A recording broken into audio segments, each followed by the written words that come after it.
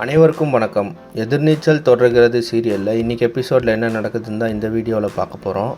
வீட்டில் இருக்க எல்லாருமே இப்போ ஜனனிக்கு எதிராக நிற்கிறாங்க. ஆதிகுணசேகரன் நல்லா இருக்கிறாருன்னு சொல்லியும் கதிரும் ஞானமும் அவர் 2 நாள் ஐசியூலேயே இருக்கட்டும், அவர் சீரியஸாக இருக்கா மாதிரி காட்டலாம் அப்படின்னு சொல்லி பிளான் பண்ணுறாங்க.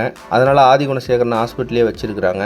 அதுக்கப்புறம் பார்த்தீங்கன்னா ஈஸ்வரியோட அப்பா வீட்டுக்கு வராரு. ஈஸ்வரி அவங்க அப்பா கிட்ட பேசிகிட்டு இருக்கும்போது கதிரும் ஞானமும் வீட்டுக்கு வராங்க. அப்போ கதிர் சொல்கிறாரு, இனிமேலாவது அண்ணனை நிம்மதியாக இருக்க விடுங்க அப்படின்னு சொல்கிறாரு.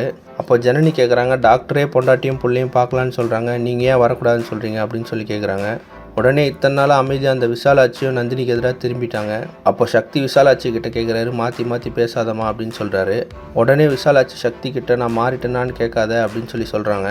அப்போ ஞானம் ஈஸ்வரி நந்தினி ரேணுகா கிட்டலாம் சொல்கிறாரு, உங்களால் எங்கள் அண்ணனுக்கு எந்த ஆபத்தும் வராதுன்னு நீங்கள் எழுதி கொடுங்க, அப்படி எழுதி கொடுத்தீங்கன்னா நீங்கள் போய் அண்ணனை பார்க்கலாம் அப்படின்னு சொல்கிறாரு.